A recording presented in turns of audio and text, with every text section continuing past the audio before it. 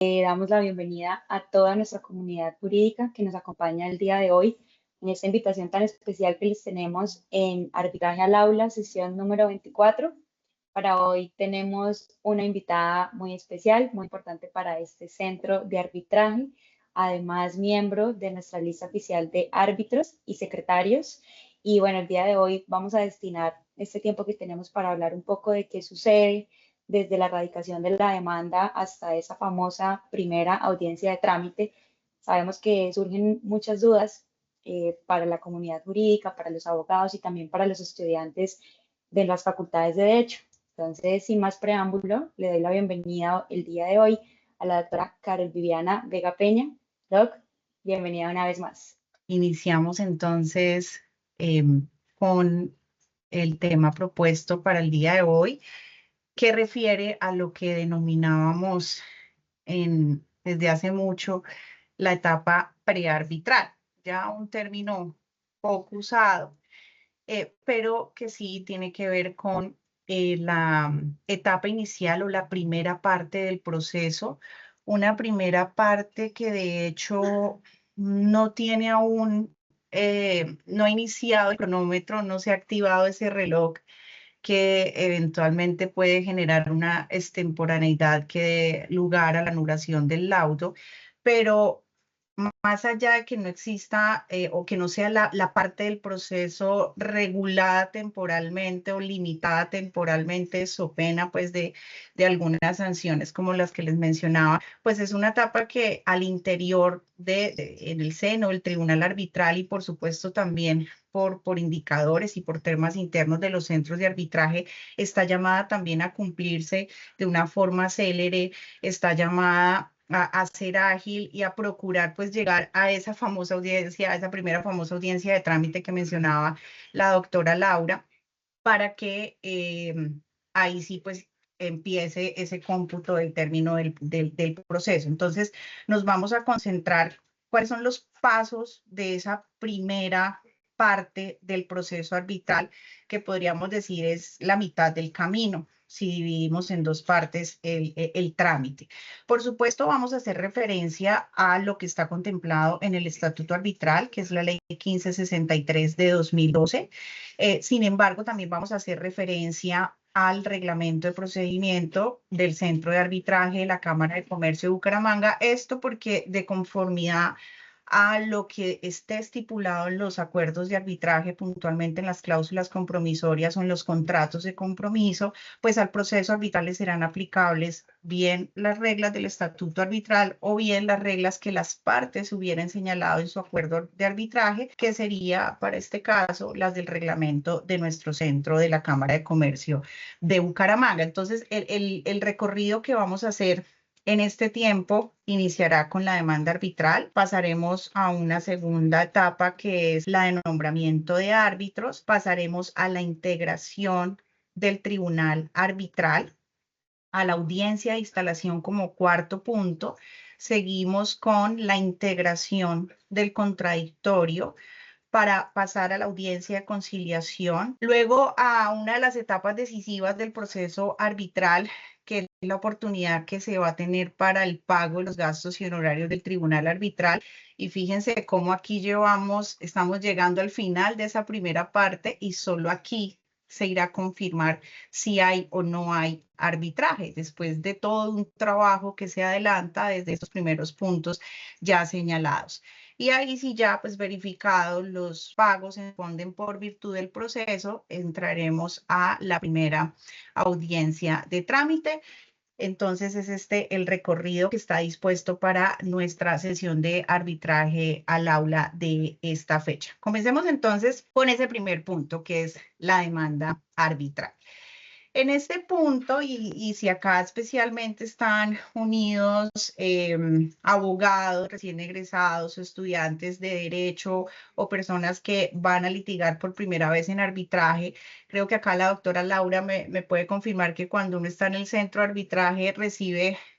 una serie de consultas de abogados que se van a enfrentar a esta primera vez de un proceso arbitral y la primera pregunta es esa: ¿cómo presento una demanda arbitral? Yo he litigado en juzgados, tengo experiencia en otros procesos, pero es la primera vez en arbitraje. Y acá es donde el miedo tiene que empezar a mitigarse porque es igual, estaremos sometidos a las mismas reglas que las que nos impone el Código General del Proceso. Tendremos que hacer un ejercicio de redactar una demanda, de construir un escrito de demanda bajo las mismas formalidades y las mismas exigencias que si lo vamos a hacer ante los jueces de la jurisdicción ordinaria o inclusive ante los jueces de la jurisdicción contencioso administrativa. Antes de revisar unos requisitos puntuales que están en la norma especial, que es el Estatuto Arbitral Ley 1563 de 2012, quiero referirme a ese primer momento en que se encuentra el usuario que va a acceder al arbitraje y se encuentra con el centro de arbitraje, porque es el primero en recibirlo bajo la clase de un arbitraje institucional de la que habla el artículo 2 de la Ley 1563. Entonces, aquí pues es importante resaltar lo que son las funciones del centro. Se tiene por verdad sabida que el centro no es el particular habilitado para administrar justicia. Del centro no podemos esperar en este primer contacto que realice alguna actuación que está celosamente reservada para los árbitros por ser quienes constitucionalmente están habilitados y por voluntad de las partes para esa administración de justicia. Entonces, desde hace muchísimos años, o puntualmente desde el año 2002, con una sentencia hito del arbitraje, nos debió quedar muy claro que el centro de arbitraje cumple un rol meramente operativo y administrativo, por supuesto, de suma trascendencia para apoyar al tribunal. Creo que árbitros y secretarios, en buena parte, podemos lograr muy buenas cosas gracias al respaldo que nos brinda el centro de arbitraje. Y fíjense que es el centro de arbitraje el primero en recibir al usuario con esa presentación de la demanda y con un ejercicio muy importante que es el de revisión del pacto arbitral. Yo siempre digo, digamos que una tarea muy intelectual que está a cargo del centro, porque pues no es que en las demás no tenga que pensar, pero pues digamos que limitándonos a una cuestión operativa y administrativa, como siempre se ha situado al centro de arbitraje, el tema de revisar el pacto sí requiere todo un ejercicio y además un ejercicio de hermenéutica. Todos los que hemos estado en un centro de arbitraje recibiendo demandas cada día, nos enfrentamos a pactos arbitrales que no son claros, que no son completos y que generan diferentes interpretaciones y nos ponen a dudar, incluso con un primer asunto. ¿Seré yo el competente? Esta demanda que en estos momentos se está intentando radicar efectivamente por competencia le corresponderá al centro. Claro, repito, no va a realizar el centro en este momento un pronunciamiento, por ejemplo, de rechazo de demanda por competencia, porque en línea de lo que les venía comentando, pues esto será un asunto exclusivo de los árbitros, pero el centro sí le corresponde hacer el ejercicio de revisar ese pacto para checar que efectivamente es el centro competente según lo que esté allí señalado en ese acuerdo de arbitraje. La ley es muy clara en señalar que la competencia estará definida por la voluntad de las partes y en silencio o en defecto por alguna estipulación errada que hubieran realizado las partes en la selección de ese centro de arbitraje, el criterio subsidiario que trae el estatuto arbitral es que será competente un centro de arbitraje del domicilio del demandado. Aquí copiando pues como esa regla general que por factor territorial está señalada en el Código General del Proceso, con dos situaciones puntuales. Si en el domicilio del demandado existieran varios centros de arbitraje, habrá una competencia a prevención y ustedes como demandantes podrán elegir cualquiera de ellos. O en defecto de centro de arbitraje en ese lugar, se tendrá que acudir al centro de arbitraje del lugar más cercano. Esto puntualmente fue algo que vino a a dejar claro, por lo menos de manera expresa, el estatuto arbitral del año 2012 y por fortuna, porque antes del 2012 no teníamos esta estipulación y eventualmente las respuestas que teníamos las obteníamos en la resolución de conflictos de competencia que eran resueltos por el Ministerio de Justicia y entonces ahí nos decían pues al del centro de arbitraje más cercano. Entonces, gracias como a esa aterrizada que hizo el estatuto arbitral desde el año 2012, pues ya nos quedó más claro el tema de la competencia. Entonces el centro debe empezar por ahí, debe también revisar el pacto, porque para el segundo paso que revisábamos en imagen anterior, que es la etapa de nombramiento de árbitros, pues el centro debe saber cómo le han señalado las partes que debe proceder a gestar esa designación de los árbitros, porque también allí estarán, o lo que se espera del acuerdo de arbitraje es que allí estén las instrucciones para que se cumpla este propósito de designación de los árbitros que van a dirimir la controversia. Por supuesto, también es indispensable que el centro pues cumpla con una función de radicación y revisión de lo que se está radicando de manera rigurosa, porque a partir de aquí, pues empieza él a construir ese expediente que finalmente va a poner en manos de los árbitros y que también estarán luego en la secretaría del tribunal, quienes mirarán por el retrovisor y revisarán todo lo que se ha surtido, y aquí es donde una buena labor del centro permitirá continuar sin ningún tropiezo o eventualmente que se tengan que adoptar algunas medidas si algo en esta primera parte a cargo del centro pues requiera sanearse o verificarse. Vamos a revisar ahora las disposiciones especiales que están en el estatuto arbitral respecto de la demanda, que son muy pocas, porque, como les decía inicialmente, hay una remisión expresa al Código General del Proceso. Por supuesto, este estatuto es del año 2012, es la ley anterior al Código General, está la ley 1563, el Código General es la 1564, salieron el mismo día. Por supuesto, esta entró en vigencia mucho antes porque fue un régimen de transición de 3 meses. El 12 de octubre del 2012 ya estábamos listos estrenando norma arbitral. Pero entonces, entiéndase, toda mención que haga el estatuto arbitral al CPC, entiéndase, reemplazada por el Código General del Proceso. Y esto es lo que tenemos frente a los requisitos de la demanda en cuanto a norma especial del estatuto arbitral. En consecuencia, todo lo demás lo tendremos que ir a tratar a partir o revisar con la lista de chequeo que nos da el artículo 82 del Código General del Proceso para las demandas en general. Entonces, el estatuto arbitral en su artículo 12 nos dice esta remisión, nos hace esta remisión al Código General y señala algo puntual, y es que, por supuesto, tratándose de una demanda arbitral, pues esta tendrá que estar acompañada del pacto arbitral y dirigida al centro de arbitraje acordado por las partes, de acuerdo pues a las reglas de competencia previamente señaladas. Es decir, es requisito y es una obligación general que a la demanda se acompañe la cláusula compromisoria o el contrato de compromiso que representa el sí al arbitraje, que representa el sí queremos que sean unos particulares en calidad de árbitros quienes administren justicia e intervengan en esta causa litigiosa y a través de una decisión pues pongan fin a la controversia. So pena de que me rechacen la demanda si no la acompaño de ese pacto arbitral. Esto está señalado en el artículo 20.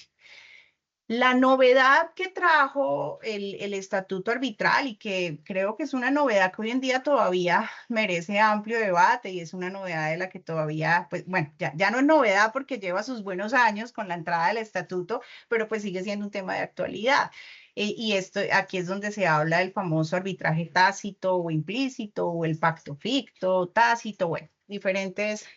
nombres que se han dado a ese famoso parágrafo del artículo 3º, que fue una completa novedad para el año 2002. Esto no existía antes de la entrada en vigencia de la norma, y es que el parágrafo del artículo 3º establece una excepción a esa regla general.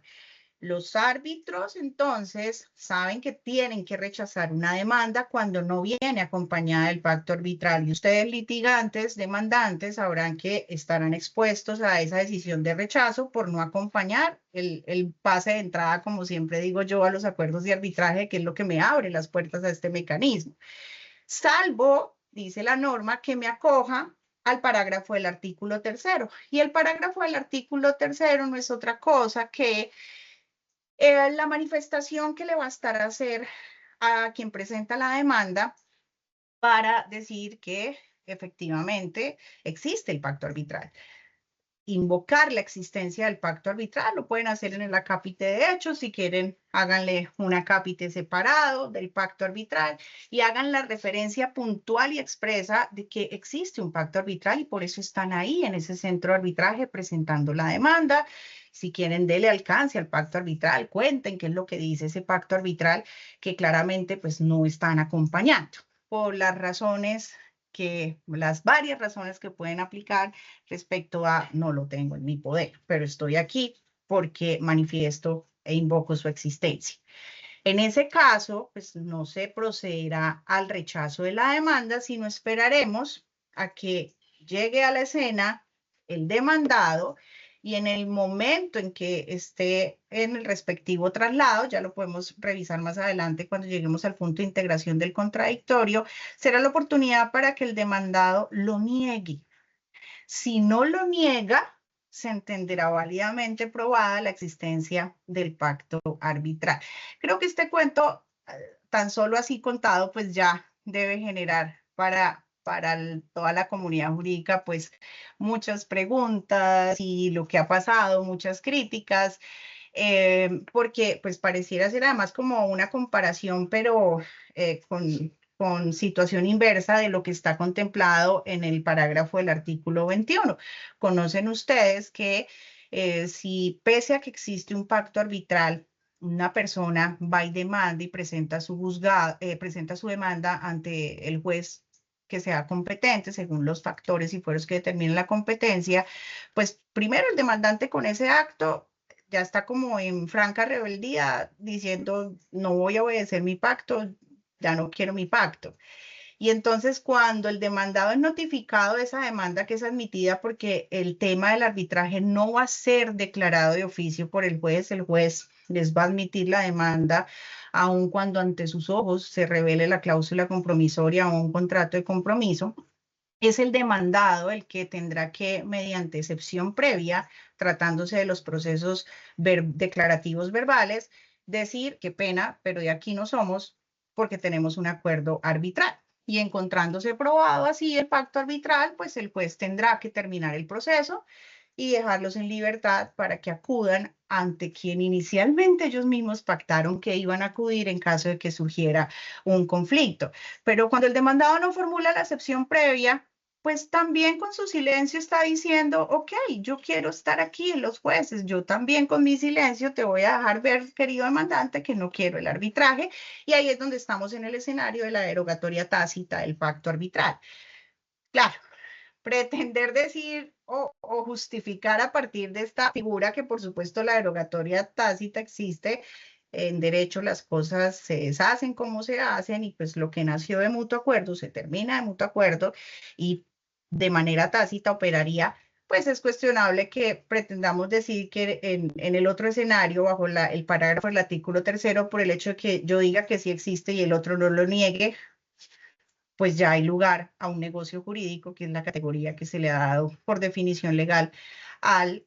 pacto arbitral. Pero bueno, de hecho, si existieran preguntas más adelante sobre el tema del pacto ficto, esta puntual estipulación del parágrafo del artículo 3º, pues podemos profundizar. Entonces, por ahora era mostrarles este marco normativo que de forma especial el estatuto arbitral está dando para el tema de la demanda arbitral. En todo lo demás nos tendremos que ir al artículo 82 del Código General del Proceso, donde por supuesto tenemos que hacer una presentación numerada, clasificada, de los hechos, unas pretensiones, nos cobijará la norma del 206 del Código General del Proceso, que habla del juramento estimatorio y la cuantía para los casos en que es requerido, so pena pues de que nos inadmitan la demanda por pedir, por ejemplo, indemnizaciones que no tienen una discriminación razonada, porque aquí pues también valga resaltar que el juramento estimatorio de la cuantía no puede ser y no puede aceptarse por un tribunal que sea, pues, juro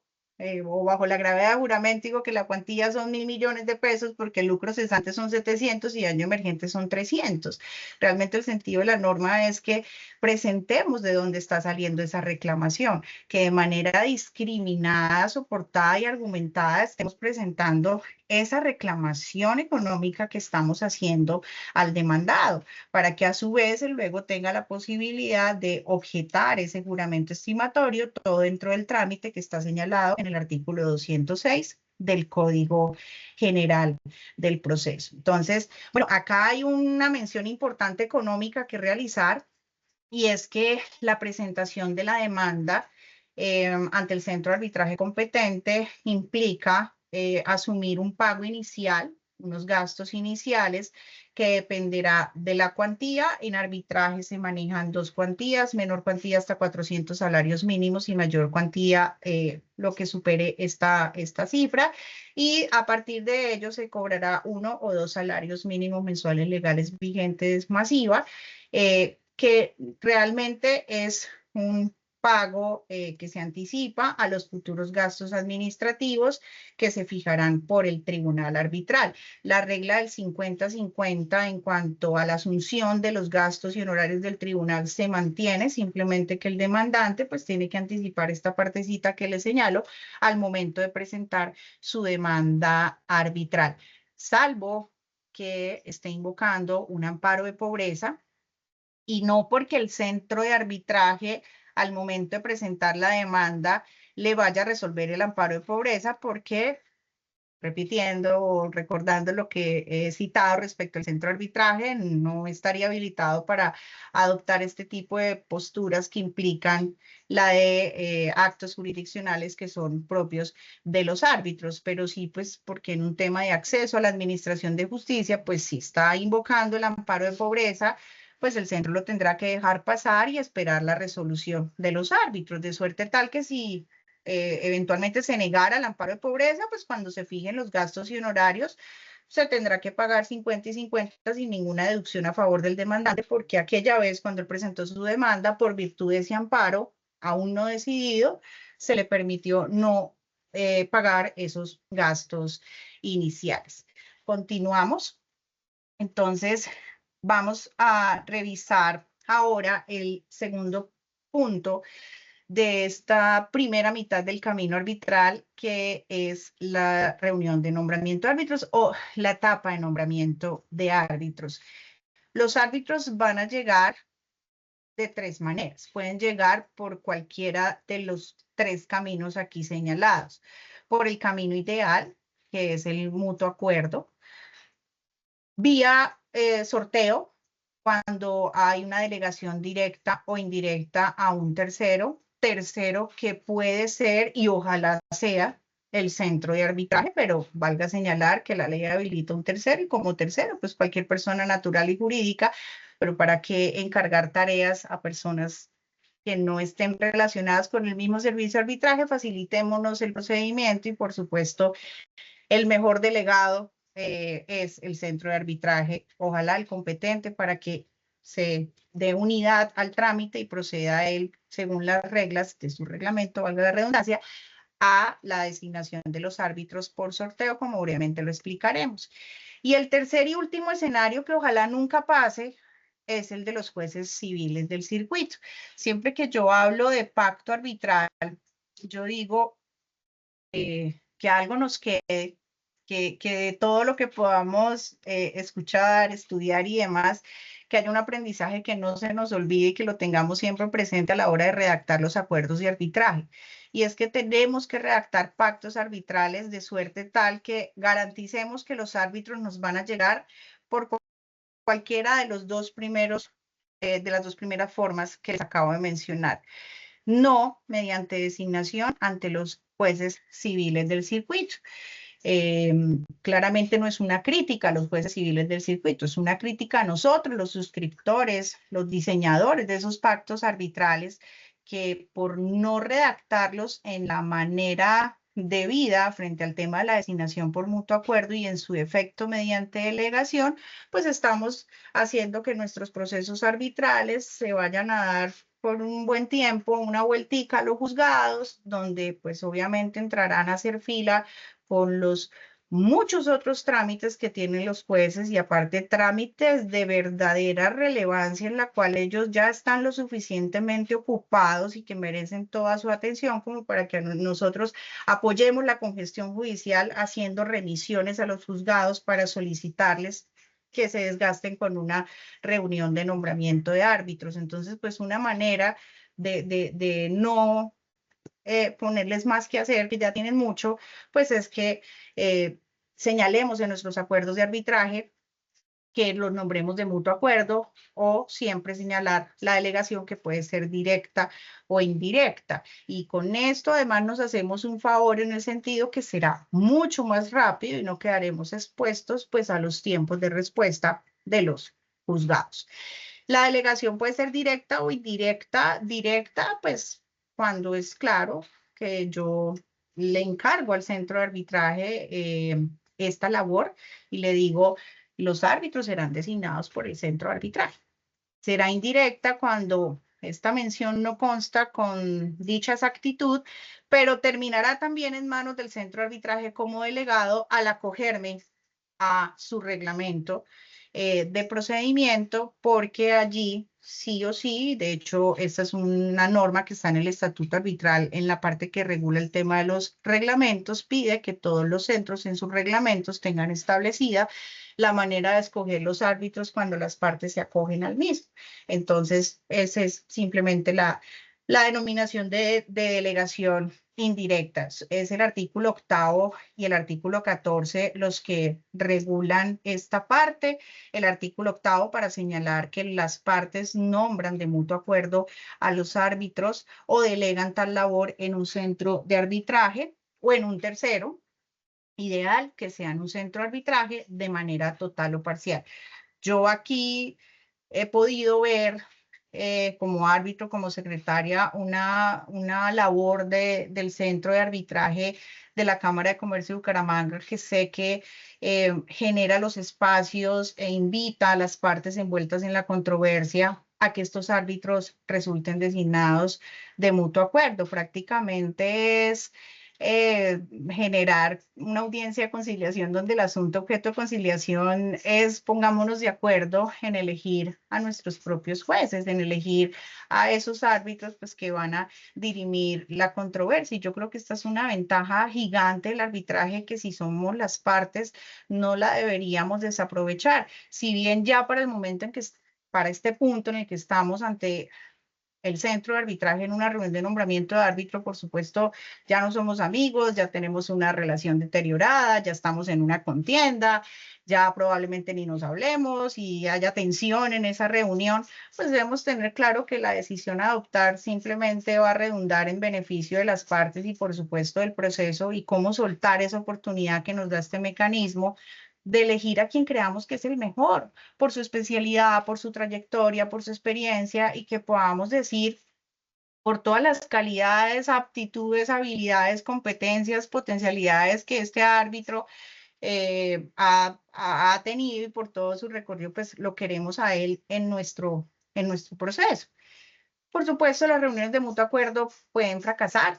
por inasistencia de alguna de las partes o de ambas partes o por imposibilidad de acuerdo. Por eso la comparaba como con una conciliación sin que, por supuesto, me esté refiriendo a la conciliación en términos jurídicos. Y entonces ahí es donde debemos prever desde nuestros acuerdos de arbitraje que para, en este caso, operará la delegación. Si no tenemos esta mención expresa, se nos va a ir a juez civil del circuito porque la delegación tiene que estar expresamente pactada por las partes. Ya para el tema de la delegación es cuestión de revisar los reglamentos del centro en el que nos encontremos o el que haya sido delegado, y allí se van a establecer cuáles van a ser las reglas de sorteo, que por lo general implican, bueno, en materia de sorteo hay que tener en cuenta que hay dos listas de árbitro, lista A y lista B, según la cuantía de los trámites, y que acá en los sorteos pues aplicaría que según la cuantía entrarían a esos sorteos según las listas. La especialidad, por supuesto, que es una de las banderas del arbitraje. Si es un asunto de derecho societario, pues que entren solo los árbitros expertos en derecho societario, porque esta es una de las garantías que nos brinda el arbitraje, esa especialidad. Asegurar un reparto equitativo a los árbitros. Hay árbitros que pueden ser muy de buenas y se ganan todos los balotos, entonces pues en ese caso la misma ley fue la que dijo no para la gente que es muy de buenas, no, y garanticemos que va a ser un reparto equitativo. Entonces quienes empiezan a ser designados por sorteo, pues no siguen ingresando a los siguientes sorteos para intentar garantizar que pues todos los árbitros puedan de alguna manera tener oportunidades de selección mediante esta forma de designación. Con esto, de alguna manera vamos a tener los nombres y apellidos por cualquiera de estos tres caminos. Vamos a tener los nombres y apellidos de los árbitros que van a resolver esta controversia. Rápidamente pasemos a ver cómo es este trámite en que ellos llegan a este punto. O, siendo designados, pues se les debe comunicar esta designación para que en un término de 5 días ellos procedan a manifestar si aceptan o no aceptan el nombramiento que se les ha realizado. Por supuesto que los árbitros les gobierna el mismo régimen de impedimentos y recusaciones de los jueces de la República, artículo 140 y siguientes del Código General del Proceso, y pues no podrán aceptar un trámite si están impedidos. So pena de que las partes entonces sean después las que estén habilitadas para recusarlos. Sin embargo, también el arbitraje, otra de las garantías y una marcada diferencia que existe frente a otros escenarios de administración de justicia es que el estatuto arbitral contempla una figura muy propia del arbitraje que solo lo tenemos en este mecanismo, y es que el árbitro, al manifestar que acepta, se debe confesar prácticamente, debe revelar una información que puntualmente está señalada en el artículo 15 de la ley 1563 de 2012. El deber de información no es otra cosa que una obligación que se le impone a los árbitros para que al aceptar un trámite permitan que las partes y apoderados conozcan información más allá de... repito, si está impedido y no podrá aceptar la designación, pero si supera el filtro de las causales de impedimento y recusación y está listo para aceptar, pues es importante que las partes conozcan si él ha coincidido o coincide con esas partes o con sus apoderados en otros procesos arbitrales, judiciales, administrativos. Hay unas causales específicamente señaladas en el artículo 15 que cierra además con una mención importantísima, es y cualquier relación personal que deba manifestarse que usted tenga con las partes y con los apoderados. Recuerden que si la base del arbitraje es la confianza, es un mecanismo al que acuden las partes porque así lo quisieron. Entonces deben confiar en esa imparcialidad de su árbitro, deben confiar es prácticamente escanear al árbitro porque él mismo lo permite con la información que revela, y a partir de ahí, pues que las partes no solo estén tranquilas porque no solo están con un genio en el área del derecho para el cual están pidiendo que intervenga, porque esa es la garantía de especialidad que me debe brindar el arbitraje, sino porque además están tranquilas desde lo que es la transparencia y la imparcialidad, conociendo que eventualmente su árbitro tiene o no, o ha tenido o no, algún contacto con las partes o los apoderados del trámite en los términos del artículo 15 de la ley 1563, a la que por supuesto podemos profundizar en caso de alguna pregunta. El trámite y la decisión contemplado en el estatuto arbitral, tanto para el tema de recusaciones como de relevo, es que lo primero es el árbitro, el llamado a aceptar o no, y en consecuencia decidir si se queda o se va, si continúa en el trámite o si se retira. Y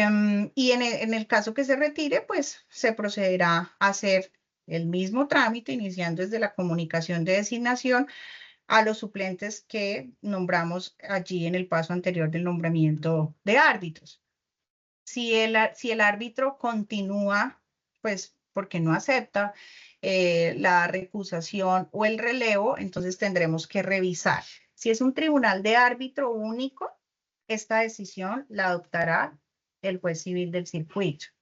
La continuidad o no del árbitro, o sea, si hay lugar o no hay lugar a conceder esa solicitud de relevo o esa recusación que haya presentado la parte. Si es un tribunal colegiado y es un solo árbitro quien ha recibido esa oposición de la parte, serán los coárbitros quienes decidan. Pero si se afecta la mayoría del tribunal, tendrá que llegar también a juez civil del circuito.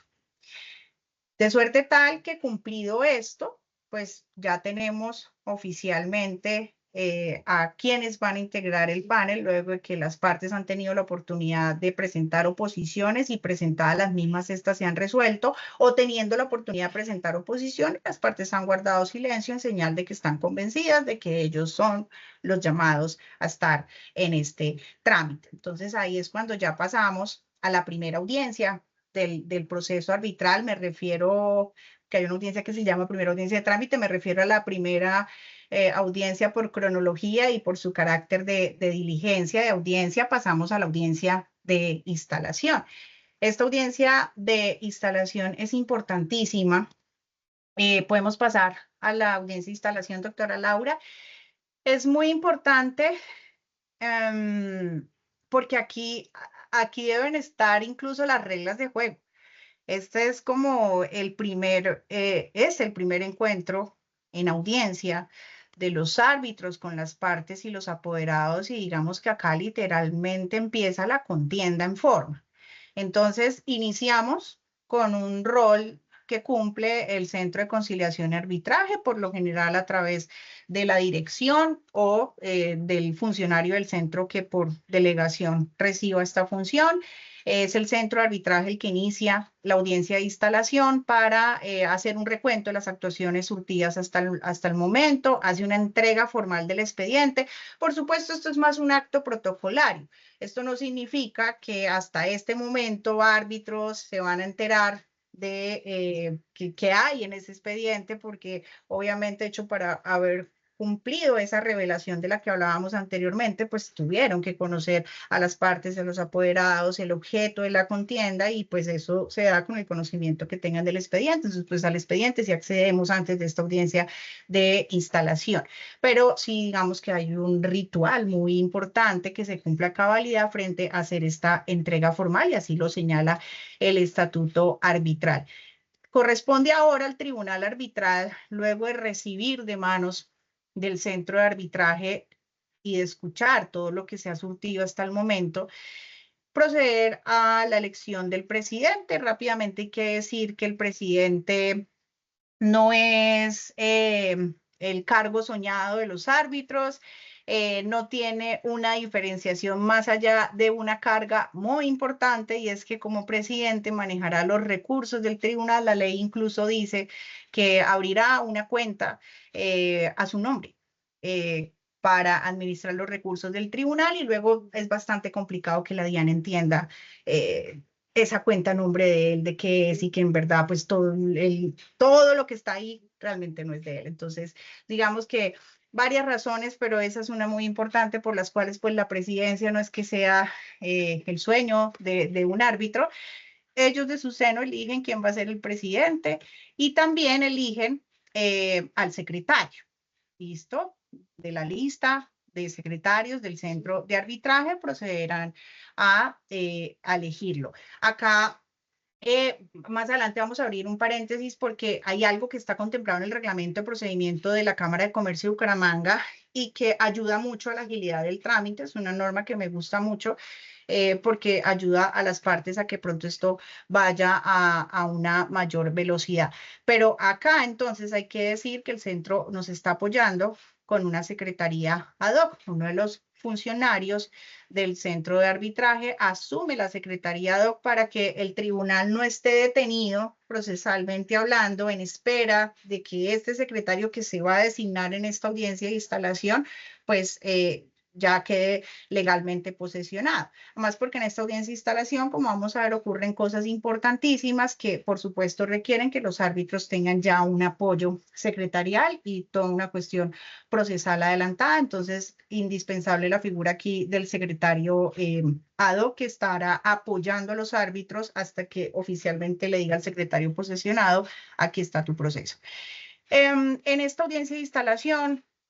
se fijan, es importante, mediante el primer auto, reconocer personería de acuerdo a los poderes que ya estén en el expediente. Por supuesto, fijo estará el del demandante, pero también los demandados que concurren a la audiencia de instalación y lo hagan a través de abogados, pues permitirán que ya en este momento queden reconocidas las personerías para la representación judicial de las partes, que se fijen las reglas, que de acuerdo a lo que esté señalado en el pacto arbitral quede una mención, si nos vamos a seguir por el estatuto arbitral o por las reglas de procedimiento del reglamento del centro, o eventualmente, si es un arbitraje independiente, artículo 58, con sus propias reglas de acuerdo a la facultad legislativa que tienen las partes en los acuerdos de arbitraje. Y finalmente viene una decisión importantísima, que es admitir, inadmitir o rechazar la demanda por idénticas causales que las señaladas en el Código General del Proceso, salvo la que de manera especial les mencionaba en diapositivas iniciales, por la mención de la norma especial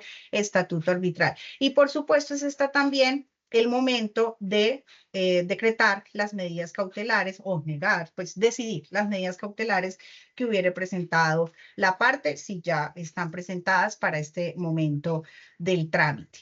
En ese orden, bueno, si se inadmite, bueno, el paréntesis que les decía que ayuda mucho, y es que en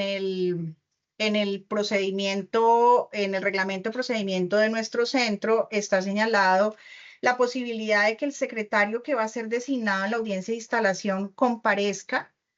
a esta audiencia, esté presente, y en caso de que también estén presentes tanto la parte demandante como la parte demandada, vamos a tener un avance importante, porque todos estos pasos que están acá en esta circunferencia en 5 partecitas nos van a tomar un buen tiempo, puede ser que hasta un mes. Y si el secretario y las partes y abogados están presentes en la audiencia de instalación, pues nos vamos a ahorrar todo eso, porque todo ocurrirá en la audiencia. ¿Qué significa? El secretario estará presente, entonces de una vez le decimos que fue designado. El secretario estará presente, entonces pues nos ahorramos 5 días que él tiene para aceptar, y que acepte de una vez en la audiencia. El secretario estará presente, entonces como ya aceptó, que revele, porque él también tiene que estar, tiene que cumplir con el deber de información de que trata el artículo 15, y además el artículo 9 señala que él tiene que, bueno, que no puede ser secretario quien tenga un vínculo legal, contractual o incluso de parentesco con los árbitros. Si los apoderados que representan a las partes están presentes, tanto demandante como demandado, pues lo acaban de escuchar, el secretario se acaba de revelar, tienen algo por decir, lo quieren recusar, quieren presentar relevo, háganlo de una vez. Si las partes guardan silencio, estamos listos para que el secretario en ese mismo momento quede posesionado, y hasta ese punto llegue la secretaría ad hoc que ha facilitado el centro de arbitraje. Si esto no es así, pues lo que está señalado en el estatuto arbitral, les recuerdo, esto es algo que permite el reglamento de procedimiento y aplicará solo si las partes se han sometido a él, es que entonces 5 días para que acepte, el secretario envía su correo electrónico, manifiesta que acepta, cumple con su deber de información, esta comunicación tendrá que ser trasladada a las partes para que también tengan 5 días con el fin de que revisen si quieren presentar una recusación o una solicitud de relevo. Lo bueno en este caso es que si esto llega a pasar, va a ser más rápido que cuando hay recusación o relevo de la mayoría de los miembros del tribunal o de árbitro único que se va para juez civil del circuito. Con el secretario queda a decisión de los árbitros, entonces pues está llamado, digamos que el trámite naturalmente a que sea una decisión que se vaya a tomar pues de manera más rápida. Con esto pues estamos listos para ir al siguiente paso, que es la integración del contradictorio, porque ya tenemos una demanda admitida. En caso de que se hayan admitido, les van a dar los mismos 5 días que le dan en los juzgados para subsanar los defectos que se hayan advertido en el auto de inadmisión, y subsanada en debida forma y oportunidad la demanda, pues se proferirá ya por fuera de audiencia, porque obviamente se ha terminado ya la audiencia de instalación 5 días atrás, se proferirá por fuera de audiencia un auto para admitir la demanda. Entonces, con la decisión de admisión, por supuesto, lo que hay que hacer ahora es pasar al punto de las notificaciones para que se activen todos los derechos que le corresponden al extremo pasivo de la relación jurídico-procesal. Pasamos, doctora Laura, a la integración del contradictorio. En materia de notificaciones, aquí tenemos las mismas reglas de la notificación personal, artículo 290 y 291 del Código General del Proceso, y por supuesto el maravilloso artículo 8 de la Ley 2213 de 2022, que nos vino a permitir, en términos generales, la notificación personal remitida por medios electrónicos. Yo aquí tengo una crítica, y es que, pues sí tenemos ese artículo 8 de 2213 del año 2022, y que es un producto de la pandemia, pero en arbitraje nosotros ya teníamos una experiencia acumulada con el tema de las notificaciones que se surten por correo electrónico, y si consultamos nuestro reglamento de procedimiento, tenemos que el auto emisorio de la demanda se puede cumplir en los términos, pues prácticamente es una redacción muy similar a la del artículo 2213, salvo que nuestro reglamento establece que la notificación se entiende surtida, finalizado, a partir del mismo día en que recibe el correo electrónico. Por ende, los términos que han de correr iniciarán su cómputo pues al día siguiente. El artículo 8 de la Ley 2213 pues señala que la notificación se entenderá realizada 2 días después de ese envío del correo electrónico, y entonces digamos que tenemos, por decirlo así, 2 días adicionales, porque el traslado solo iniciará a partir de que se entienda realizada la notificación, y la notificación se entiende surtida en esos 2 días siguientes. ¿Por qué les digo que tengo una crítica? Porque para mí el reglamento es una norma especial que no pierde vigencia con la entrada en vigencia de la Ley 2213 de 2022. Bueno, si me quieren aplicar la regla de que norma posterior, pero no, es una norma especial, aparte que no está resultando contradictoria, y si me estoy acogiendo, porque mi acuerdo arbitral así lo establece, me estoy acogiendo a un procedimiento de reglamento, y el reglamento señala una notificación surtida por correo electrónico en tales términos, pues será aplicable. Claro, el artículo 8 de la Ley 2213 pues es más generoso porque me da 2 días adicionales, entonces el término de traslado pues seguirá siendo 20 días, porque eso no ha cambiado, pero pues teniendo en cuenta esos 2 que tenemos de pausa, obviamente hay un tiempo adicional. Pero también lo cierto es que ya tenemos fallos de tutela donde se ha dicho que lo que tiene que aplicar es el artículo 8 de la Ley 2213. Nuestros jueces de tutela han mandado a cerrar los reglamentos, esa norma no aplica, y entonces pues surtamos la notificación bajo los términos del artículo 8 de la Ley 2213. Por supuesto, también se puede surtir a la antigua, enviando las carticas, los oficios de que trata el artículo 290 y 291 del Código General del Proceso, pero pues por supuesto con la tremenda ventaja que tenemos de la utilización de medios electrónicos, pues cómo no usarlas, y además eso va a redundar en la rapidez del proceso arbitral. El demandado llegará a contestar la demanda, a demandar en reconvención, a llamar en garantía, a solicitar la vinculación de litisconsortes cuasi necesarios o facultativos, por supuesto, de ser necesarios también, pero los excluyo porque si se trata de un litisconsorte necesario que no esté desde la demanda, pues el árbitro, al admitir la demanda, sería el primer llamado a ordenar la integración de un litisconsorcio por ser necesario. Pero este comentario para referir que la parte demandada pues cuenta con los mismos mecanismos de defensa y contradicción del Código General del Proceso y con la experiencia que ustedes ya tengan en su vida de litigio judicial, la trasladamos aquí para ejercer los mismos mecanismos. ¿Qué es lo que no pasa aquí en arbitraje? Lo que nos pasaría en un proceso verbal sumario, que no hay excepciones previas. Entonces, las situaciones constitutivas de excepción previa, artículo 100, si no me equivoco, del Código General del Proceso, pues no las vamos a alegar en escrito separado en el término de traslado de la demanda, sino las vamos a alegar vía recurso de reposición en el término de su ejecutoria, 3 días al auto que admite la demanda. Porque en arbitraje, cierto es que no hay trámite de interposición de excepciones previas. Ejercido el derecho de defensa y contradicción por el demandado, pues tendrán que surtirse los traslados de las excepciones de mérito que correspondan, de la objeción al juramento estimatorio, si lo hubo, y de si hubo demanda de reconvención, pues hay que hacer claridad. Lo que primero se debe sustanciar es la demanda de reconvención, porque la misma norma señala ese orden, de suerte tal que presentada una demanda de reconvención, dejamos ahí un momento en pausa las contestaciones de la demanda, vamos a darle trámite a la demanda de reconvención para que los árbitros procedan a admitir, inadmitir o rechazar con el mismo tratamiento de una demanda. Y al admitirla, pues tendremos que dar el término de 20 días a la parte demandante, que ahora es reconvenida, ahora es demandada en reconvención para que ejerza su derecho de defensa. Y ya con todas las contestaciones, ahí sí vamos a dar traslados conjuntos para que se pronuncien y de esta manera se cierre el contradictorio. En arbitraje tenemos las mismas reglas de traslado del Código General del Proceso. Se fijan listas en los términos del 110 del Código General del Proceso, que son los traslados que se surten por secretaría sin necesidad de auto que lo ordene, el traslado automático, también muy maravilloso, que trae el parágrafo del artículo 9 de la ley 2213, el otro hijito de la pandemia, que por fortuna pues vino a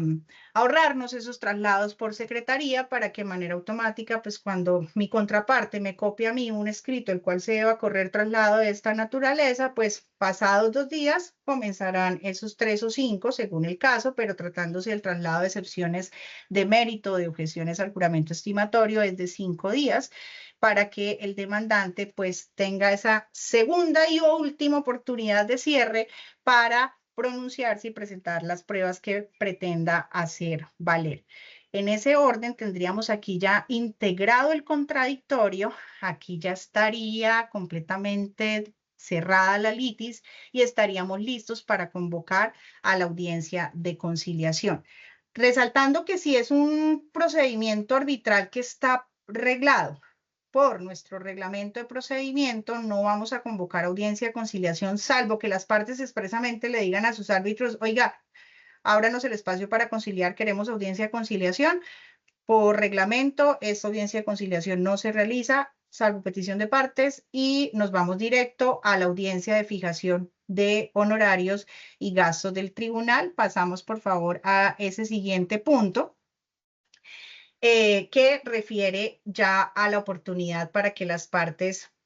ante sus propios árbitros intenten ese espacio de autocomposición a través de la conciliación, como perfectamente se habilita en una audiencia inicial del 372 del Código General del Proceso, del 77 del Código Procesal del Trabajo, del 180 del CEPACA. Las mismas conciliaciones que tenemos en los procesos judiciales las podemos intentar acá en los procesos arbitrales. Aquí tengo un comentario porque según el estatuto arbitral es justo hasta antes del inicio de esta audiencia de conciliación que la parte puede reformar su demanda.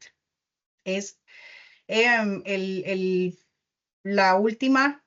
último tiempo que tiene para que presente una reforma de la demanda. Por supuesto, si esto llega a suceder, si antes de que aperturemos esta audiencia, el demandante dice, aquí está mi reforma de demanda, pues tendremos que parar todo, porque ahora lo que hay que hacer es revisar si reúne los requisitos de la ley,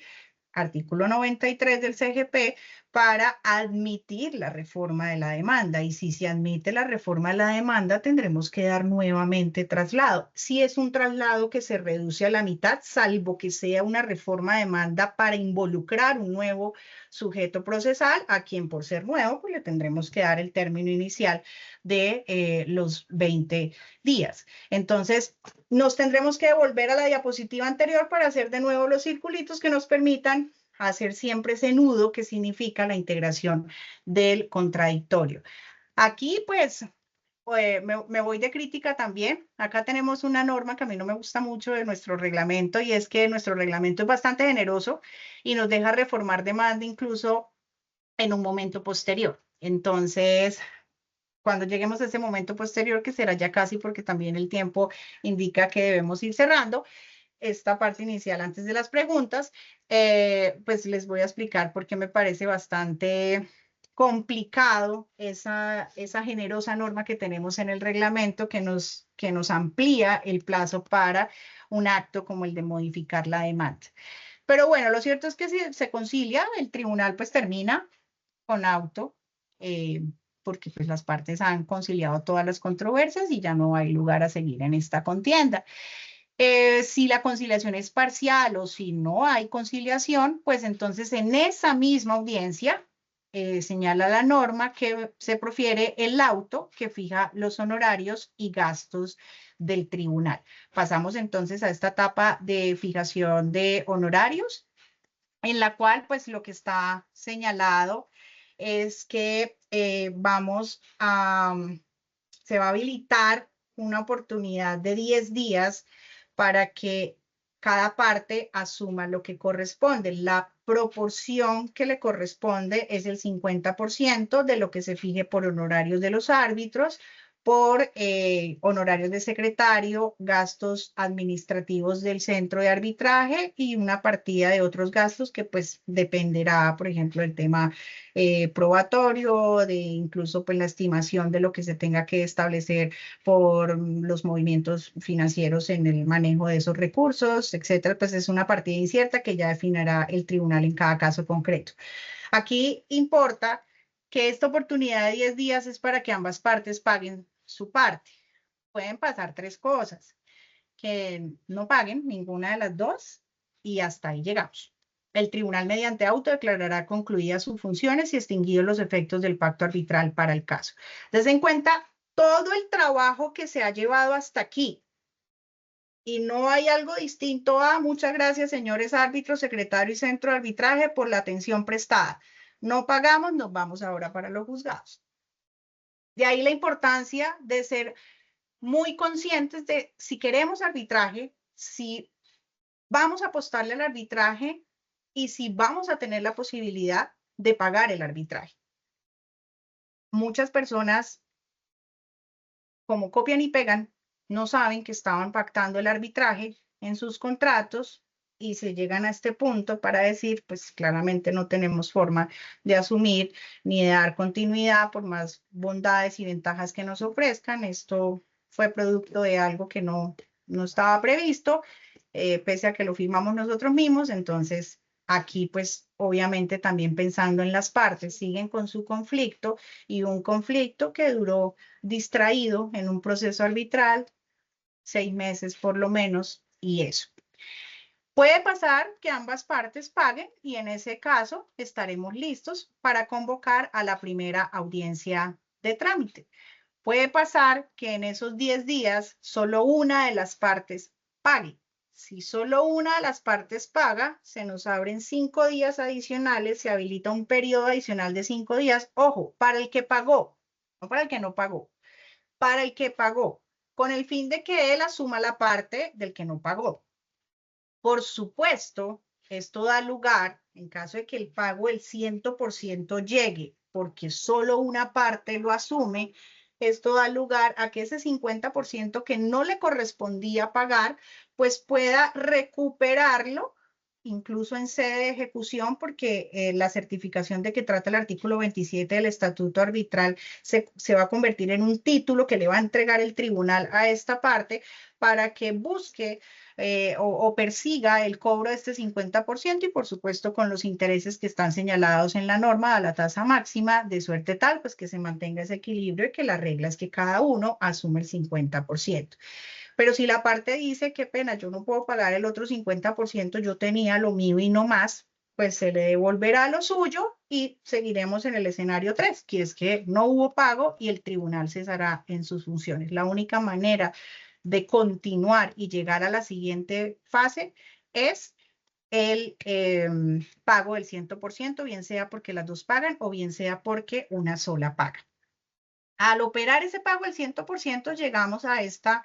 primera audiencia de trámite y acá sí es donde al momento de finalizar esta audiencia de trámite vamos a empezar a tener el reloj en la mano porque empieza el conteo regresivo para llegar al final del camino, so pena de una extemporaneidad que nos exponga a un recurso de anulación. No es objeto de la sesión la primera audiencia de trámite porque acá inicia, pasamos porfa igual a la primera audiencia de trámite, acá inicia esa segunda mitad, que sería la parte final del proceso arbitral, donde les condenso ahí los 3 puntos indispensables, donde el tribunal resuelve su propia competencia o decide sobre la misma. No significa ello que todo lo que hizo anterior era porque no era competente o solo un poquito, sino la parte final para que entre a resolver este asunto. Se procede al decreto de pruebas y vamos con el cómputo del término que estaría en principio diseñado para llegar al final en 6 meses, salvo alguna estipulación distinta que conste en el acuerdo de arbitraje. Pero permítanme este minuto final para decir que esta primera audiencia de trámite, hasta antes de que esta audiencia de trámite inicie, el reglamento me deja reformar demanda. Y no dijo nada más.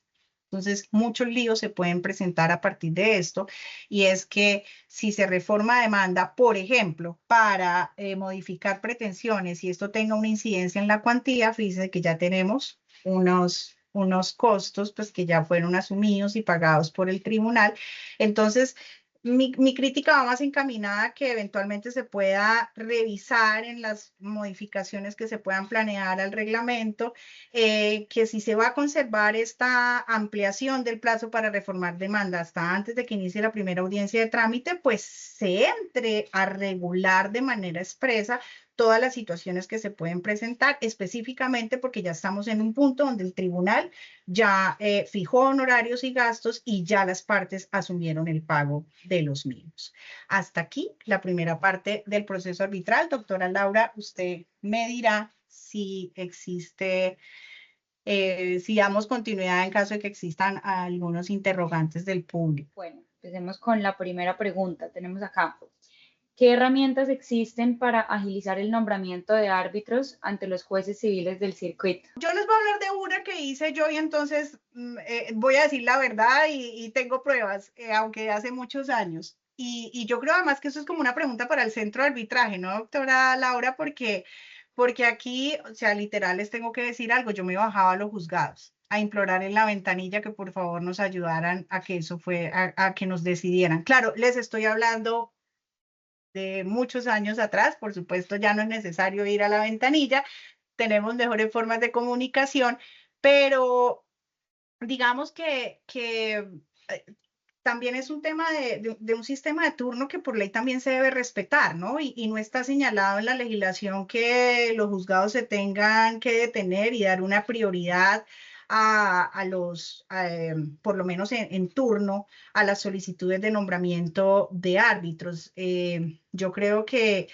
esta pregunta es difícil de contestar en la medida que, por supuesto, tenemos que respetar y estar sometidos a el funcionamiento y organización y orden dentro de los juzgados para la atención de los diferentes asuntos, donde uno de ellos será nuestra solicitud de nombramiento de árbitros, que pues además solamente será un trámite hoy con el estatuto arbitral a solicitud de parte, y también a la parte, pues las estrategias serían insistir mucho ante el juzgado que por favor le realice de manera pronta la designación de los árbitros. Pero yo creo que se la puedo responder con una mejor recomendación y es que no vayamos a jueces.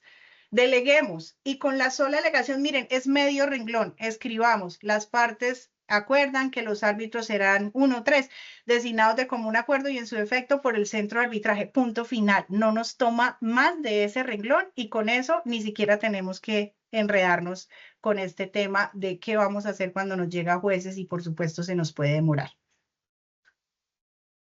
De acuerdo, totalmente, totalmente de acuerdo. Siguiendo con la otra pregunta es, ¿cuál es el término para modificar el pacto arbitral? Perfecto. Bueno, aquí también el centro de arbitraje nos ayuda mucho porque en la reunión de nombramiento de árbitros estamos ahí como en ese límite para invitar a las partes signatarias del pacto arbitral. Ahora, si comparecen a esa reunión de nombramiento con apoderado, es importante, señores abogados, que ustedes en sus poderes le pidan a sus clientes la facultad expresa para modificar el pacto arbitral, porque si no, tampoco lo vamos a poder hacer. Entonces, sí, la doctora Laura o la dirección del centro de arbitraje están ahí muy pendientes en las reuniones de nombramiento de árbitros, no solo para lograr ese mutuo acuerdo, sino primero para decir, oigan, este pacto eventualmente merece varias mejoras. ¿Qué les parece si arreglamos esos defecticos que nos quedaron de aquella vez que lo redactaron y que les pueden generar tropiezos en el proceso arbitral? Entonces, es el momento de enderezar el camino. Porque a quien hizo esta pregunta, si ya se empezaron, por decirlo así, permíteme la expresión, a consumar las condiciones del pacto arbitral, claramente por ejecución y por cumplimiento mismo de este negocio jurídico, pues ya no lo vamos a poder modificar. Entonces, para mí ese límite es la reunión de nombramiento de árbitros y hasta la audiencia de instalación que le señalaba, vamos ahí a fijar las reglas con las cuales vamos a continuar, pero sin que en la audiencia de instalación, por ejemplo, entremos a modificar un tema de nombramiento de árbitros que ya está cumplido. Perfecto, supremamente claro. Ahora por acá nos preguntan, bueno, aunque creo que de esto ya hablamos, y es sobre el término para reformar la demanda. Por ley, hasta antes de que inicie la audiencia de conciliación. Por reglamento, en el caso nuestro, hasta antes de la iniciación de la primera audiencia de trámite. Y por último, una pregunta acerca de las medidas cautelares. ¿Solo se decide de medidas cautelares cuando procede la admisión de la demanda en la instalación? Sí, señor, correcto. Así es. Y en caso que se inadmita, esperaremos los 5 días para que se subsane.